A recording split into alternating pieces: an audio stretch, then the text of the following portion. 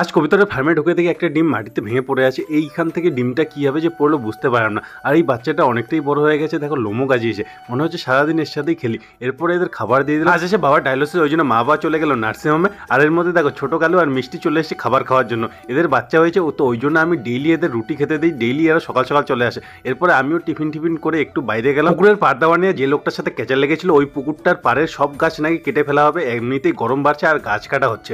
এরপর আমি চলে গেলাম ফার্মে। এর আগের দিন যে ঢালাইটা করেছিলাম, ঢালাইটা শুকিয়ে গেছে, ওই জন্য বাচ্চাগুলোকে ওই রুমটাতে শিফট করে এখন এদের খেতে দিলাম। খাবার দেওয়ার সাথে সাথে সব অ্যাটাক করে দিলাম। এখন আমিও ফটাফট আগে স্নান করে নিলাম। এখন আনতে যেতাম মুরগির জন্য কাঠের গুঁড়ো, ওই জন্য বস্তাগুলো প্যাকিং করে সোজা চলে গেলাম কাঠের মিলে। কাঠ মিলে গিয়ে দেখি এখন কাঠ মিল বন্ধ। তো ওখান থেকে চলে গেলাম ম্যাডামের সাথে দেখা করতে। ম্যাডামের আজকে সেলাইয়ের কোচিং সেন্টার আছে, তো ওখানে ম্যাডামকে পিক আপ করে ম্যাডামের কোচিং সেন্টারে ড্রপ করে আমিও চলে এলাম। বাড়িতে কেউ নেই, এখন রান্নাও তো করতে হবে, তো ডাল ভাত আর ডিম ভাজা করে নিলাম। এখন ফটাফট খেতে বসে গেলাম। সারাদিন শেষে ফাইনালি এখন পেটে ভাত গেল। তো দেখা হচ্ছে নেক্সট ভিডিওতে, টাটা।